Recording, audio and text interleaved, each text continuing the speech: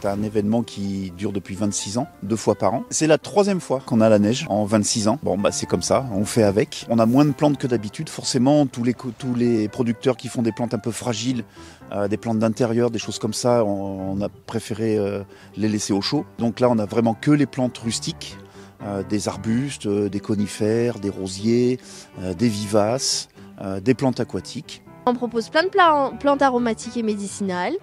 Donc on a des plantes qui sont rares et d'autres moins. Donc on a par exemple la ciboulette. Et après on peut avoir des choses comme le wasabi, de la monarde, de l'hysope. Après on a une collection de thym. Il y a les menthes aussi, on a une quinzaine de menthes différentes. J'ai amené toute ma collection de plantes succulentes rustiques. Donc, c'est des plantes adaptées pour les rocailles, les terrains secs, les enrochements, les toitures végétalisées. Ouais, elles sont faciles d'entretien, elles demandent peu d'eau l'été et elles sont tolérantes au froid l'hiver. Donc, elles ont besoin de pas grand chose pour pouvoir s'épanouir. Et ce qui marche le mieux, c'est les sempervivum, les joubarbes des toits. Donc il y a une multitude de couleurs, une multitude de formes. Moi je fais de la plante aquatique pour étang et pour bassin.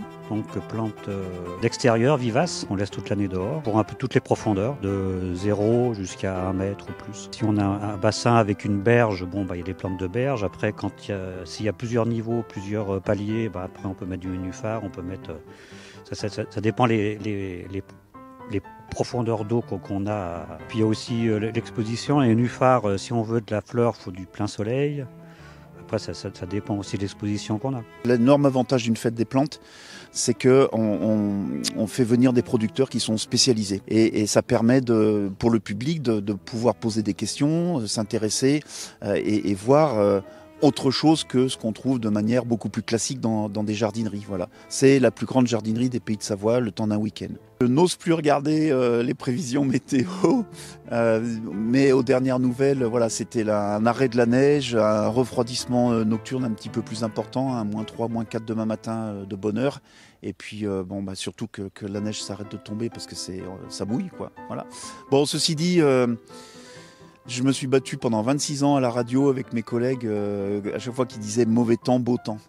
Il y a des régions, il faut savoir qu'à aujourd'hui, là, début avril en France, il y a des régions où on est en arrêté sécheresse, quoi. Donc on va pas se plaindre parce qu'on a de l'eau, c'est pas possible. On récupère cette eau, on en profite. Ça tombe mal pour nous, tant pis, c'est comme ça, c'est pas grave. On fait avec et puis dans 15 jours, on n'en parlera plus.